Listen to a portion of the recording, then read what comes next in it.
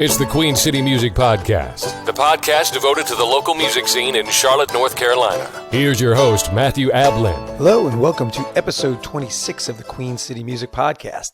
This month, I'm speaking with Dallas Dwight and Rahsaan Lacey from the LA Maybe. If you're not familiar with them, the LA Maybe are a rock quintet who draw from a wide range of influences to create their brand of rock and roll.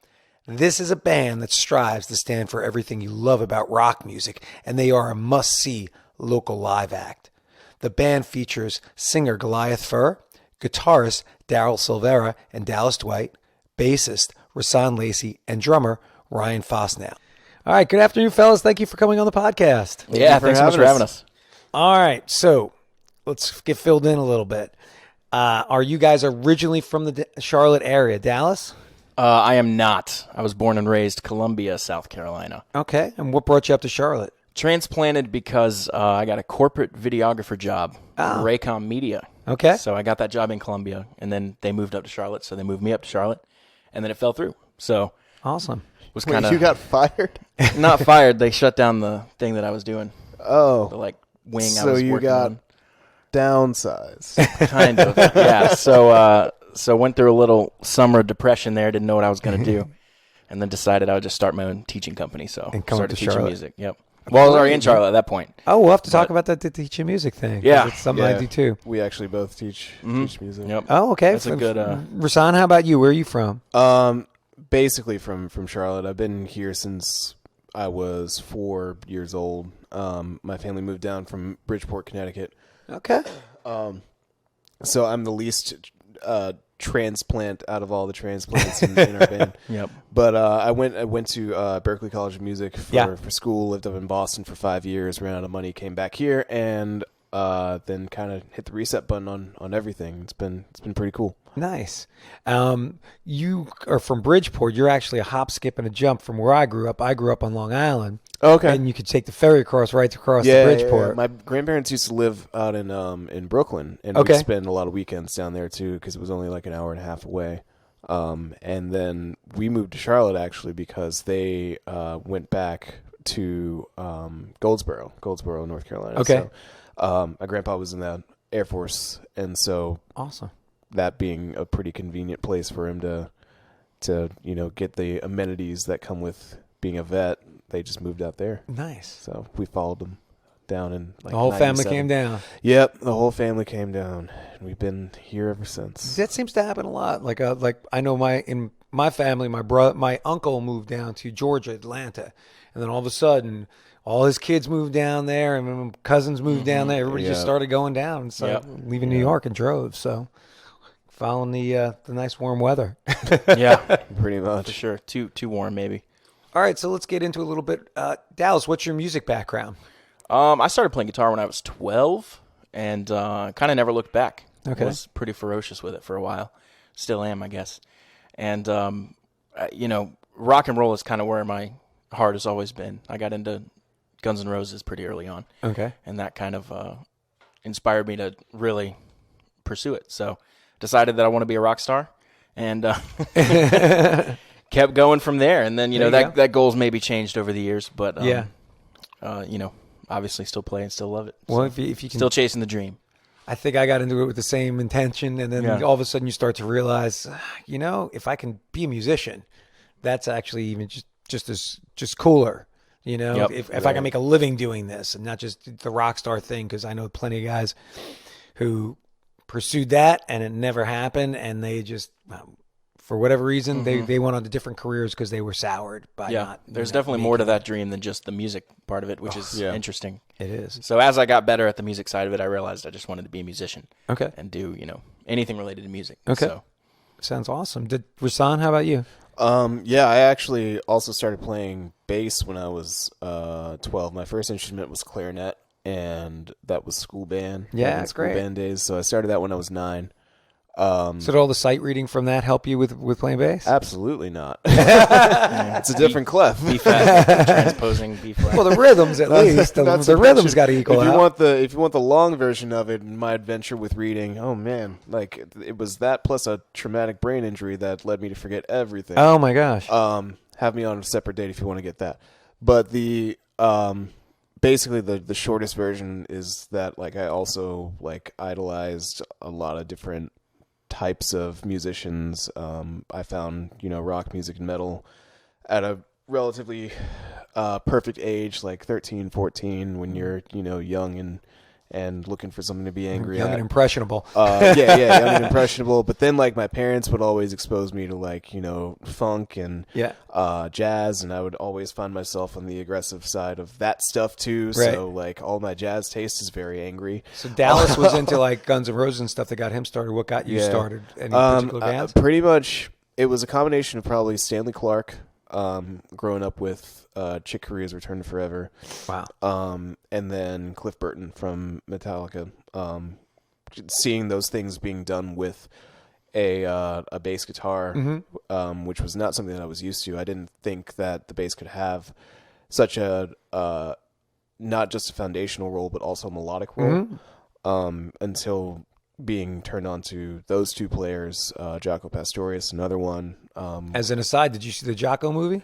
I've still not seen the Jaco movie. I have. Dude, it's on Netflix. I think it's still on Netflix, maybe. Yeah, it might be. I mean, It's called just Jaco, isn't it? It's just called Jaco. Just called Jaco. Yeah, I liked it a lot because I didn't know much about him. So Yeah, he's one of my favorites. it's kind of a sad story, but It is a very sad story, but like that kind of really, really pushed me into trying to like get as much out of the instrument as I could, because I was self-taught and I got as far as I could. Was lucky enough to get into Berklee.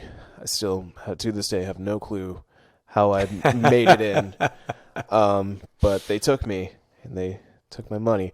yeah, that's the big one. And that's the big. Well, the your big check's thing. clear. You're in. The check, the Sally Mae private loan. That's right. Yeah. Oh it's my a God. business. It's It not just a is. music school. It It's a is. business. None of these colleges are. Yeah.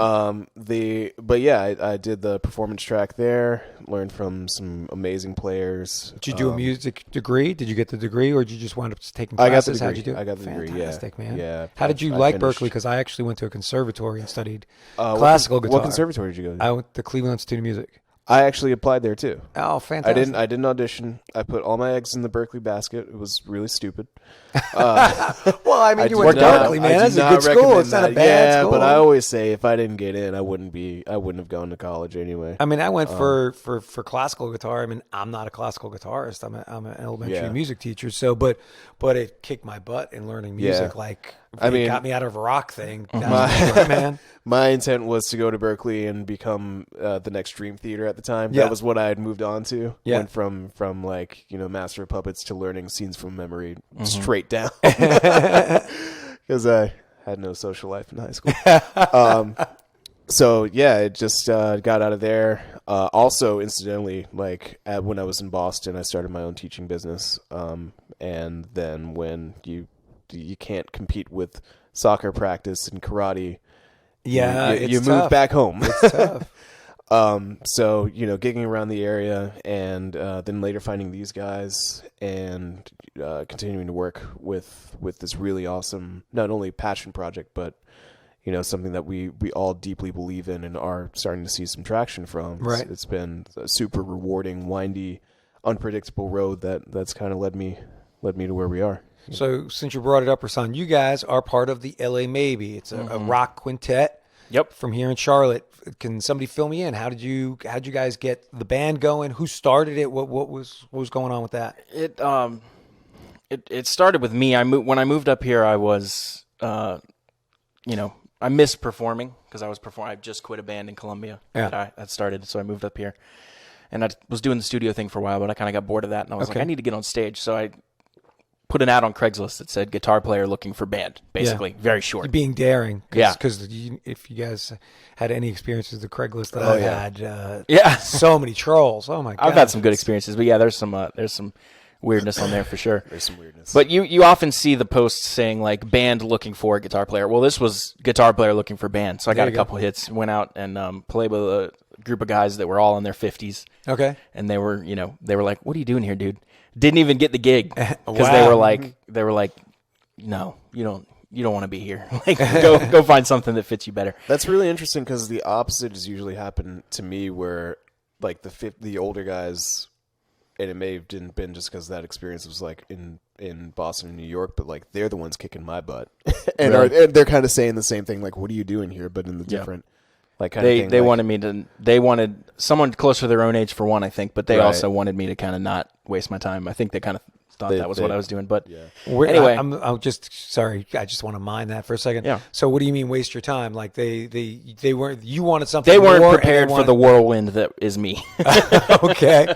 All right. So they wanted something a little more on their level. I think, kind of chill. And, okay. They're just kind of weekend warriors. Yeah. kind Yeah. of thing. Exactly. Like I'm doing this, man. Yeah. All right, that makes sense. So then I found this other band.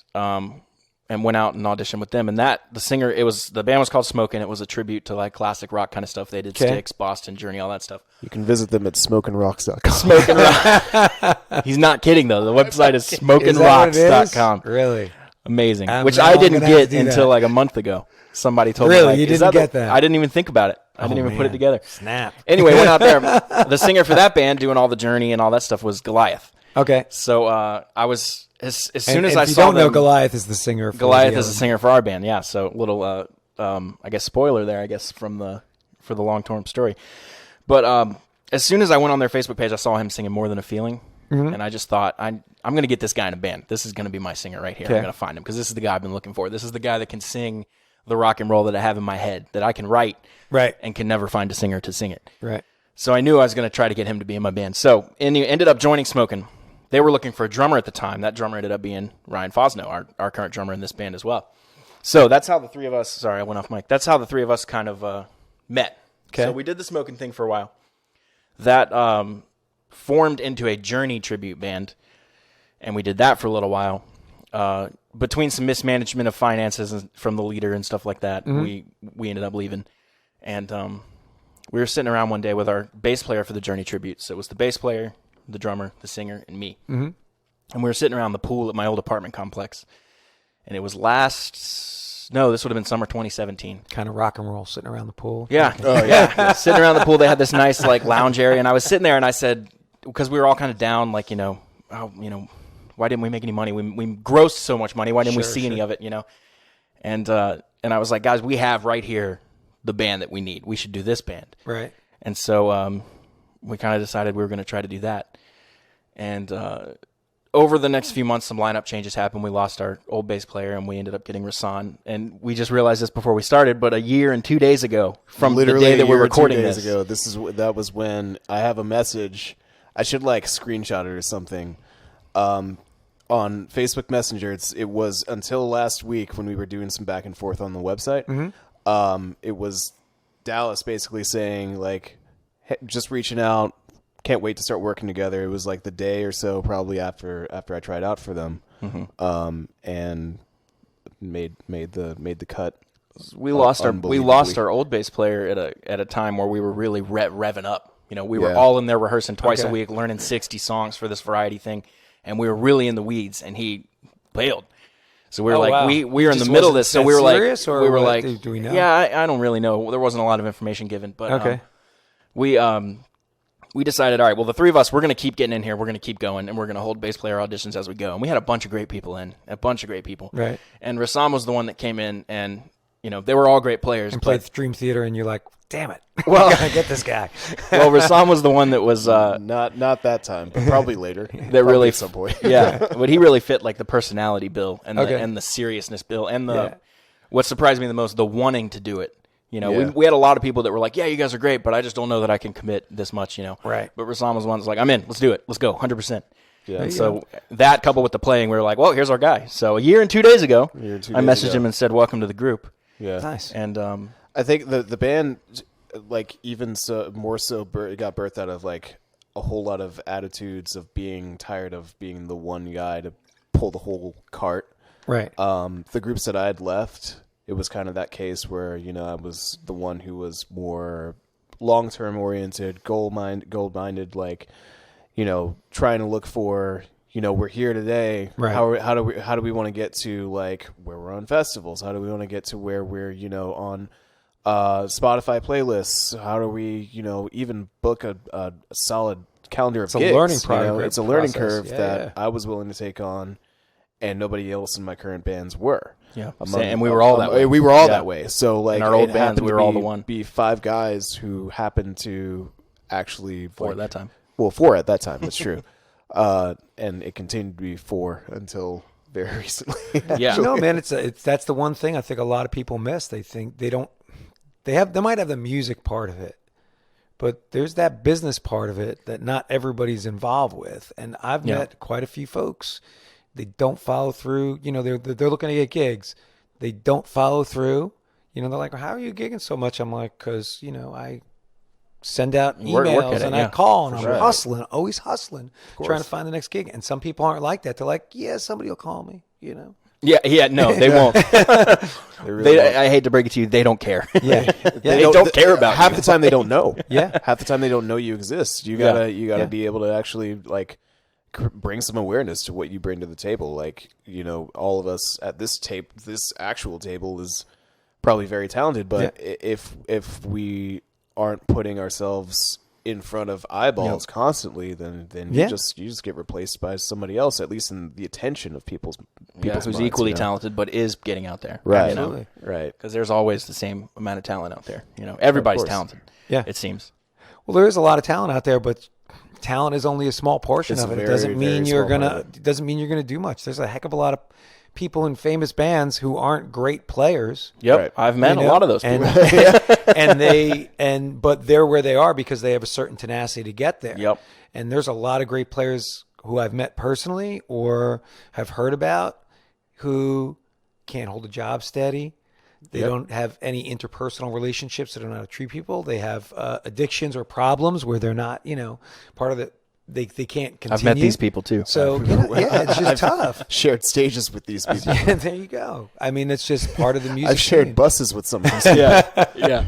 So that's what I want to do. So going back to the long-term story, I knew I always wanted to be in that band with the fifth guy, the second guitar player, that could kind of round out what I was trying to do and bring that extra thing. So we went through every fifth guitar player. We've been through more of those than anyone else. We have an idea for a shirt actually that will hopefully we found our guy permanently. But the running joke is that basically like everybody we know has been involved in this band so much we'll probably have a shirt that says I used to be in the LA maybe. Yeah. So you guys are like the Spinal Tap of guitar players. Yeah, well, yes. I was about to say drummers are the Spinal Tap as rhythm guitar players are to us. No one's spontaneously combusted yet. Yet. We'll see what happens to Daryl. But anyway, we just recently, within the past month, found our guy. And and it's funny, we've had 2.5 others in the past, and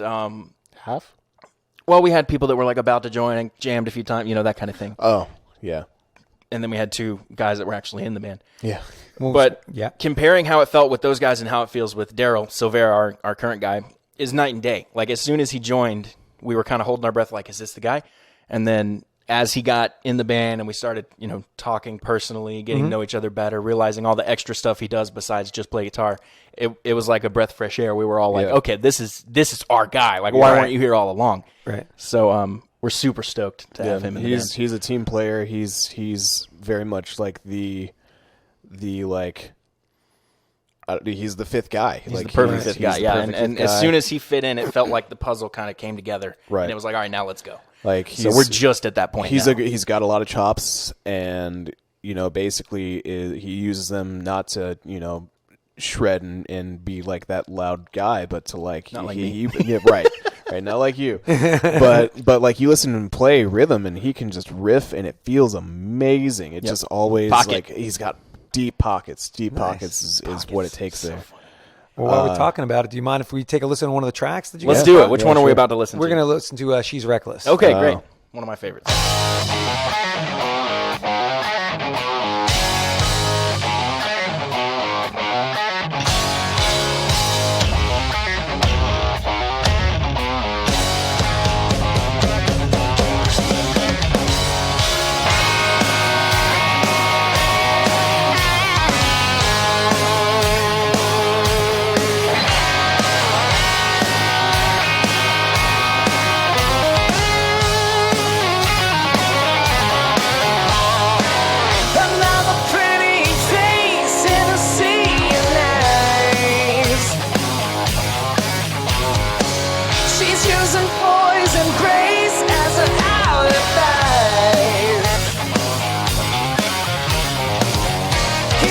go again.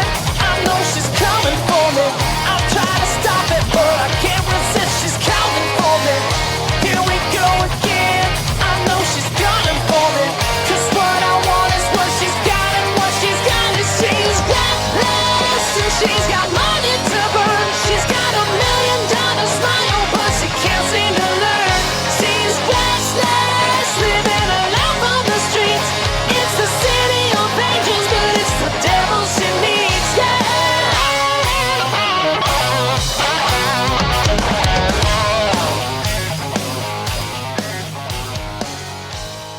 I like that track, guys. Fill me in. You've got this kind of like GNR type of vibe to that. You don't say. Fill me in. This song to me, I would describe as kind of having a swagger, especially in that pre-chorus. Yeah. Would you agree? Yeah. With you that kind of want to slanky, low slung you guitar, kind of like yeah. stank face a little bit. Yeah. I know this is an audio show, but I'm like making the face right now. Well, if you want, I'll take a picture of you doing that and put that on the Facebook page. Perfect. Like you make the face Rahsaan that does sound stink makes. face. Yeah. So this one, I wrote the music and lyrics for this one with a little bit of help from some of the other guys. And, Okay. I just had this idea I heard a lot of songs called Reckless or Reckless Life or whatever. And I started thinking, like, what about if it was like she's reckless, like this girl that is just, a lady of the night, basically. And Right. so Goliath started saying, before we play the song, he just simply says, this song's about a hooker. And then we start playing the song. And I realized, I didn't write it from that perspective, but I realized that when he said that, it fit perfectly. And that's how he interpreted the song. That's how he kind of read it. Okay. And again, it just fit like a glove. I feel like the meaning really kind of locked in. But it's essentially kind of a Rorschach test too, because somebody might take it a little bit differently depending on the person. Like that's Goliath's interpretation. Yeah, it's just kind of like, and that's one of the things it's kind of where he comes from. It's almost like him. Absolutely. It just describes him. Yeah, and I try. He's a lady of the night. He's definitely a lady. It's the fan fiction version of Goliath fur. That's what it is. Yeah, there you go. But I love to try to write lyrics that can have multiple meanings, because almost always what I intend isn't what ends up coming across. Sure. So that's always fun for me. But I realized after I had written kind of the last of the 4 songs for this EP that we have out, I realized that temptation is the theme through all 4 songs. All 4 songs are about temptation in one form or another. So this one is kind of the temptation of lust, and facing that kind of idea of like really wanting this one person, but realizing she's a train wreck. Right. I'm like, I'm tempted to go down that path, but if I go down that path, I know where it's going. I know this isn't going to end well. Right. And I know this is going to, cause a lot of problems. So what's the songwriting process for you guys? Are you the main songwriter? Do you come up with some basic stuff and then bring it to everybody and say, all right, put your stuff on it, fellas? What's like that? Yeah, pretty much. That's how it has been. We're kind of starting to bring it to more of a collaborative kind of process. Daryl is a really good co-writer with Dallas, and Dallas, you also kind of co-write with Goliath on lyrics too, or you've started to, right? Yep. Goliath will come in and say, "What if we change this line?" or something like that. But usually it starts with the kind of, I have the seed.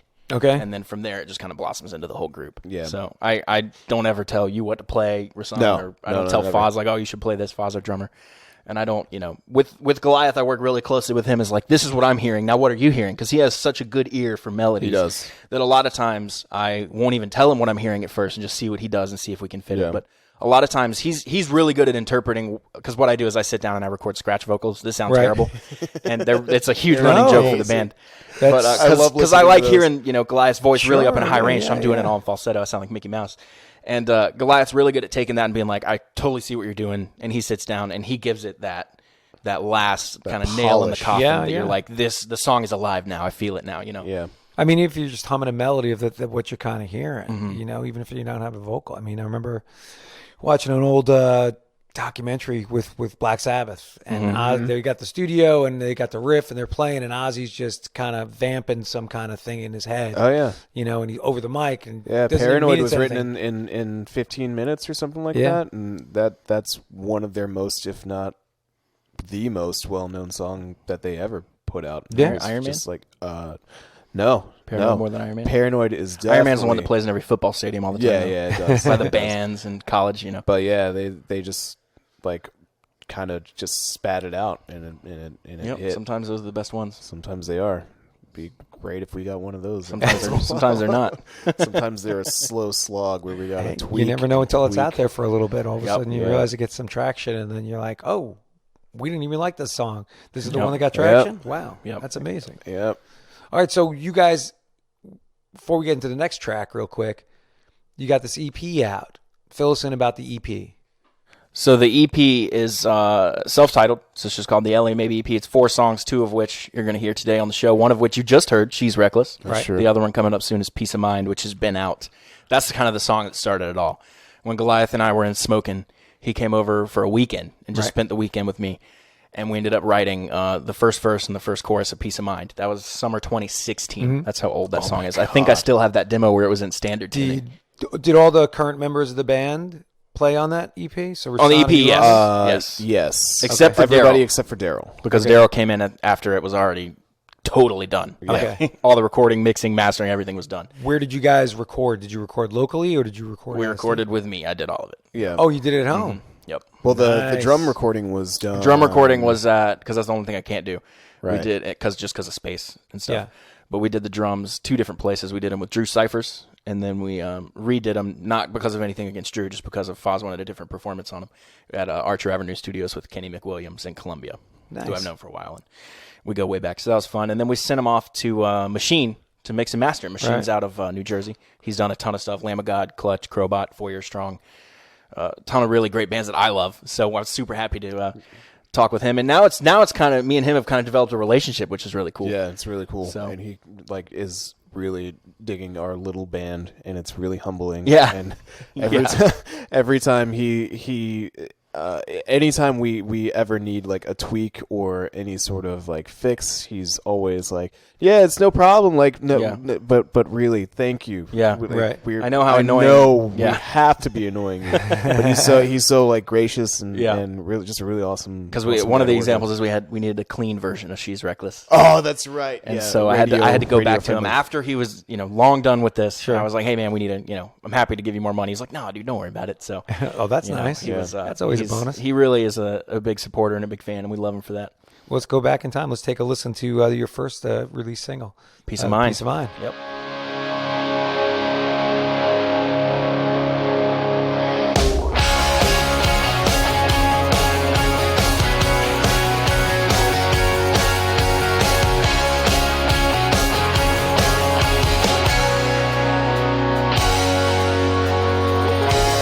Found myself at the river again. I thought I lost my way. The monkey on my back became my best friend. I'm staring down the barrel of a bottle again. Though I want to, though I tried, I'm just looking for some peace of mind. Running on empty bottles of rum and sweet red wine. But every bridge I built made my friends a little harder to find. Searching for something to save a life that's passed me by.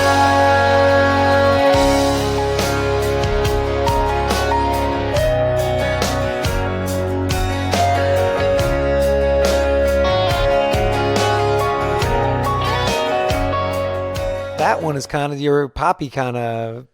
It's almost the ballad, sensibility. Yeah. kind of track. Yeah. And again, it approaches the topic of temptation, which you'll see in these two and also the other two, Sweet and Mistress. This one approaches temptation more from an addiction standpoint. And that addiction doesn't have to be drugs or alcohol. It can be Right. anything. But it kind of talks about struggling through that, wanting to change, and really being unable to, and you're kind of battling your own mind. So that's kind of what the song's about there. I'm liking it. I'm liking it. We Was actually that have- something you just wrote? Or did Yeah, me and Goliath wrote that together in summer 2016, I think. Yeah. Okay. And we actually have a T-shirt. I'm going to plug this real quick. All right. On on our website with the first lyric on the front of it as well. So I found myself at the river again. I love that you guys actually have merch on your website. Oh, yeah. LAmaybe.com/store. We're trying to not have jobs. Yeah. So we need merch. So, like Rahsaan said, the first lyric, I found myself at the river again. I wanted to do that instead of a logo tee, and I think I kind of convinced you guys. I sent you guys some, I don't even think I asked. I just had a designer mock up 2 designs, and I was like, which ones do you like, A or B?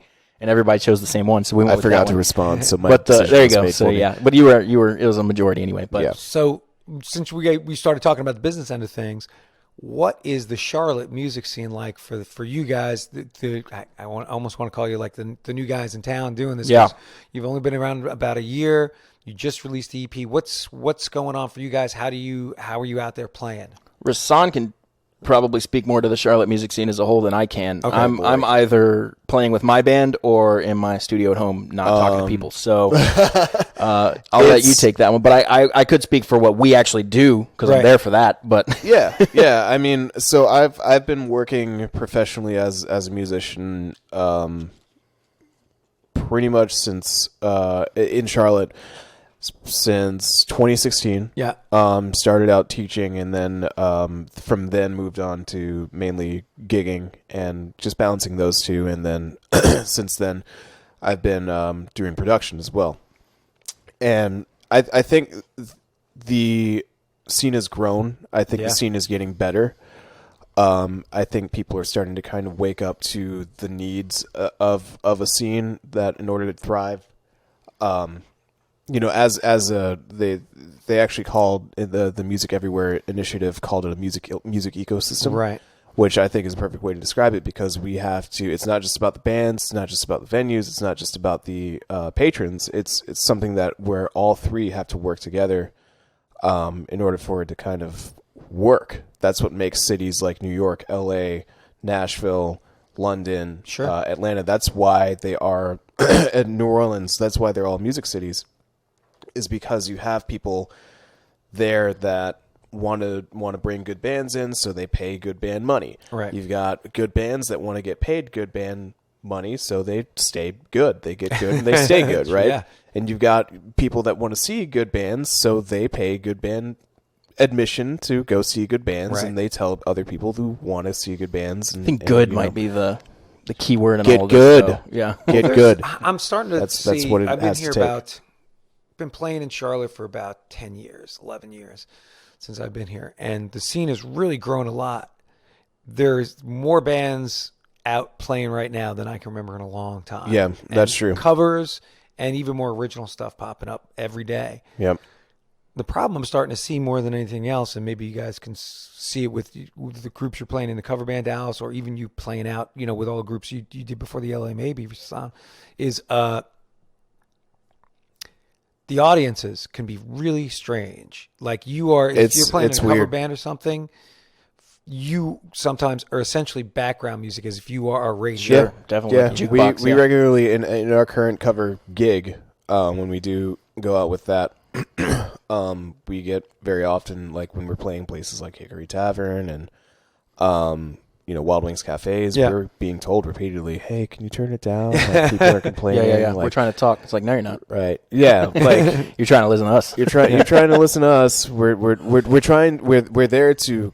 It's kind of a fight of the attention that you gotta do. We as a group, and especially Goliath, are pretty good at demanding your attention, though. Right. So I mean, we'll often start playing, and people have their back to us. They'll slowly start turning around. By the end, we have a whole, Right. We group of try people to up front. actually like bring something to the table that what I believe a lot of bands still are yet to bring in the Charlotte scene, and that's really just actually making a show out of it, making it a spectacle. Even we're playing for beer money, as we like to jokingly call it, but because I don't even drink beer. Dallas doesn't even drink, and I will basically drink once a month, but what we're still doing is what we love. Right. And even though it's not the 100% ideal situation, like we still need to act like it is. We need to, because it may be the first time people are seeing us, and we don't want it to be their last time. Right. We don't want it to be their last time at all. So we need to make an impression that usually, gets people to come back, usually gets people to, buy the shirts, do everything. that we need them to do. And I'll add and you would probably agree with this, one of the biggest ways we kind of turn heads and get kind of some attention is we're on stage dressed like the rock band we are, chains, bandanas, Foz's tatted up, Goliath. We all have long hair, Right. So we look like a rock band, and the first song we play is Bruno Mars, and then we play Justin Timberlake and The Weeknd, and then we play Boston and Hall & Oates, and we play all these songs. As the set goes and people are like, what is going on? And so the variety, our variety band truly is a variety. Like you don't know what to expect. Somebody literally came up to us and said, "What are you doing? Like, I don't understand. You're dressed this way." And if you stay till the end of the night, we start pulling out the originals and the Guns N' Roses and the heavier stuff. Yeah. And then it kind of makes sense. But we always dress and act as ourselves, no matter what we're playing. Right. But I think the variety that we can pull out, Uptown Funk, like people. I think that really turns people.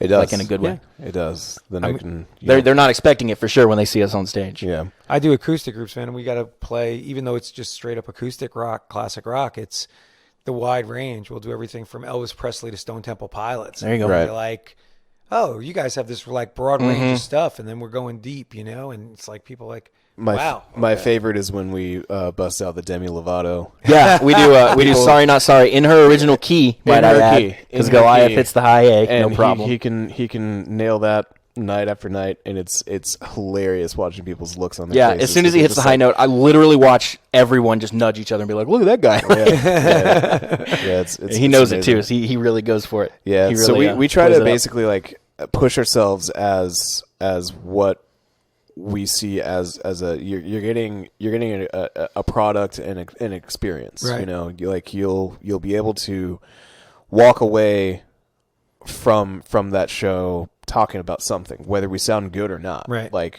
whether it's like we don't sound like we look, or the singer has a big beard, or the singer sings Demi Lovato, or the singer. Yeah.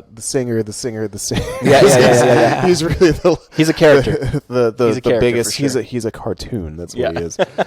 But getting back to the scene, I think one thing that I want to see done better, from the perspective of having been on the side of a working musician, I would like to see the venues sort of taking a little bit more of responsibility to invest in their scene collectively. Right. We've run into some issues with that. We really have. Where we've been, undersold and undercut and told that like you're not getting more than this money. And our response to that was, okay, we're not playing. We're not playing. You don't get us because we're not going to be that band that cheapens it for everyone else. It's really popular in the freelance community. I went to college for graphic design and stuff, so I've done all that stuff. And if you charge X an hour and somebody comes in and charges $10 an hour for graphic design, well, now you've undercut the whole industry for all graphic designers, regardless of quality. And so that's what these other bands are looking doing for that deal. And and we're not that bands. We're not. I have no problem telling these venues no. And if more people in the scene actually took a stand and said, you are not going to undervalue what I bring to the table, because that's what you're doing when you're saying, when I bring to you a $1,500 show, and you're saying, well, all I can offer you is $300 in a band tab. Yeah, you don't get that show. I love the band tab. You don't deserve that show, because that's not what you're paying for a fifth of my show. Yeah, we worked for 9 months to build the show that we know what it's worth. And not to mention all the years and years and years of practice that it takes to even bring yourself to the standard of being able to work as a musician. It's really dangerous for bands, especially variety bands, cover bands, who are making $8, $9, $15, $2,000, whatever you're making a night, to go in there and say yes to these $300 shows. Now, some places they have $300 shows and it makes sense. Coffee house, smaller places, acoustic duo, whatever. Houses. But for a 4-piece band with a full-on production, like, we're not doing that for $300, dude. Right. Like, I'm sorry. Like, I'm not doing that for $600. Like, it's just not worth it for us to walk away with $110 each. I've experienced even some venues will be conveniently slow on payment. Some venues will be obviously giving one number on the messaging thread or email thread, and then suddenly the number changes, and we've had all these things happen. All these things happen just in this band alone. And I mean, we've only been gigging for 6 months, Right. Even so, though, I think a lot of originals venues, venues that host original music could stand to do the same exact thing. I know that that's a big undertaking that a lot of places sometimes are unable to do, financially speaking, but that comes from also the need for collaboration between venues and getting more awareness of like, hey, these places exist, not just to musicians, but to people that are, that mid-20s banker crowd kind of person who's probably going to go to a brewery, not to see any music or anything, but hey, what if the brewery had a really killer act? Yeah. And, that played songs that they didn't know. If it was all places that played songs you didn't know, well, you can either stay inside or you can go see some cool music that you've never heard before. And by the end of the day, actually like come away with a new experience that's, going to help the scene grow a little bit. Yeah. I think one of the biggest things I could say for any band working is, and this is not just coming from the 6 months we've been doing it, but from the years I've been doing it before that, and from just observing. But don't be afraid to say no and kind of stick up for yourself. Yeah. Because I think a lot of people come from a place of fear of like, oh, well, they're offering me $300, we can't do that. But if I say no, then they're going to hate me. They're never going to let me play. I'm never going to play. Right. I wouldn't worry about that, man. I would, stick up for yourself, know your worth, defend that, and the money will come. Because people are out there that will happily pay what you're worth. Right. Because they understand that with price comes quality. Do you want to buy the $300 Epiphone or do you want to buy the $3,500 Gibson? There's a quality difference there. And you're going to get that quality difference with bands. You can play now for $300, or you can, make sure that you're able to form a good pitch and pitch that $3,500 gig to somebody that can actually afford it. It'll take longer. Yeah. But you have what you want, and you have it at the value that you set too. That's the difference. It's like buying a guitar. Honestly, if you want a guitar now, sure, get the $300 Epiphone. If you want a good guitar that you're going to have for the rest of your life, then I don't know about Gibson, considering. But let's just stop there. I always say there's two types of people in the world: those who play Gibson and those who don't. I'm the one that plays Gibson. Anyone that knows me will tell you that. Oh my God! How many Les Pauls do I have now? One is too many. One thing I wanted to ask you, Rahsaan, and I don't mean to hijack from you, Matthew, but I was going to ask you, what is out of all the gigs we've done so far, because we've done a surprising amount for being such a young band. That's true. What's the standout / proudest moment for you? Because I know what mine is, and I'm going to share it, but I want to know. If you need time to think, I'll share mine. Share yours first. Okay, we played Poor Tap Room. And it's this. Have you ever been to Poor Tap Room, Matt? No. It's out in Plaza Midwood. Really cool place. I don't drink. Anyone that knows me knows I don't drink, but it's a cool place. It's got all these different taps, hundreds of them. You pay by the ounce. It's like one of those frozen yogurt places. Yeah, but for beer. But the whole room is sorry, I don't mean to concrete make floors. No, it's funny. Yeah, it's exactly that's a good analogy. Exactly. Yeah, but concrete floors, open ceilings, concrete walls, just an echo chamber. It was probably like a paper mill or something at one point, like everything in Plaza was. And they were trying to do an initiative to help local bands or whatever. So they got us in there to play, I think, 45 minutes, like nothing crazy. 45 minutes minimum. Yeah. And it was like, we booked it, I want to say, maybe the week before. Yeah, it was really last minute, really short gig. We played all our original songs, which is rare. And we usually do a bunch of covers. And we go in there with our full PA system, and it's not packed, but there's some people in there. Right. Yeah.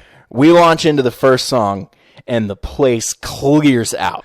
Oh wow! Completely. Because it was too loud. Or just my first thought was like, damn, like, are we bad? And then my second thought was like, nah, dude, that's rock and roll. That's how we just cleared the place with our E chord. Yeah, people just but the types of people that were leaving were the ones who obviously you don't want to. They wanted some quiet coffee house music. You wanted some time to talk and enjoy a beer or something. So go ahead, go where you can do that. Yeah. But the coolest thing about that was that the few people that stayed it was a crew of our friends. Yep, and then all the staff, and then the staff, like they had their. I know they had to stay the whole but time. They had to stay, but like their phones were out the whole time. Like the few covers we did play, they were singing along to every word. Like they were into it. And there was this couple too that followed us there. Yeah, they were at a gig. We played a gig or something. We played at York Tech. Yep. like the week before that. Something like that. Yeah. And they followed us all the way up there. Wow, to come see us play, which was the and they sat kind of over in the corner, and they were, but we realized a lot of people didn't leave; they just went outside. Yeah, but a lot of people because they have like an outside patio area or whatever. But I realized like never been more proud than this moment right here. Yeah. You know, playing loud, aggressive rock and roll where it doesn't belong.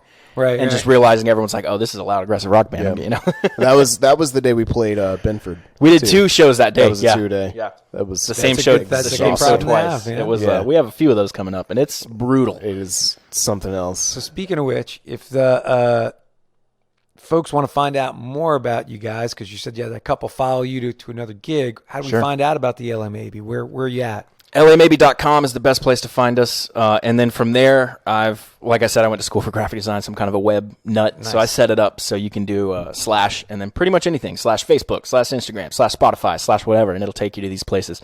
So you don't have to remember, is it facebook.com / the LAmaybe? None of that. It's just LAmaybe.com / Facebook if you're on Facebook, Instagram, Spotify. iTunes. Awesome.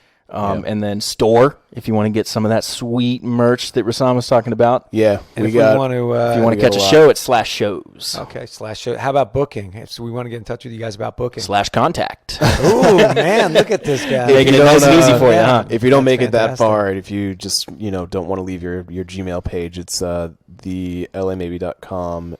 Sorry, it's booking Gmail, at the LAmaybe.com. Yeah. Awesome. Or the LAmaybe at gmail.com. Yeah, so that's same thing with our emails. You can hit us up at pretty much any of our names at the at LAmaybe. I never get an email because no one can spell my name right. Yeah.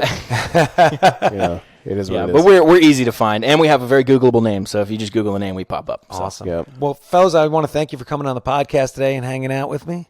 Appreciate you taking your time. Thanks for opening up your studio to us. Yeah, man. Thanks for having us so much. Really appreciate it. Well, I hope to come out and see you guys soon. Definitely. Yeah, we'll look for you. All right, man. Have a great day, guys. Thanks. Thank you. And that will bring episode 26 of the Queen City Music Podcast to a close. If you are a musician or otherwise involved in the music scene here in our fair city and would like to be a guest on the QCMP, reach out to me at qcmusicpodcast@gmail.com. Also, if you like listening to the QCMP, please let someone else know about us. Plus, make sure to subscribe to the podcast on your favorite listening app and be sure to leave us a review in iTunes. Until next month, get out there and support your local music scene by heading out to hear some of our extremely talented folks who make up the Charlotte music community.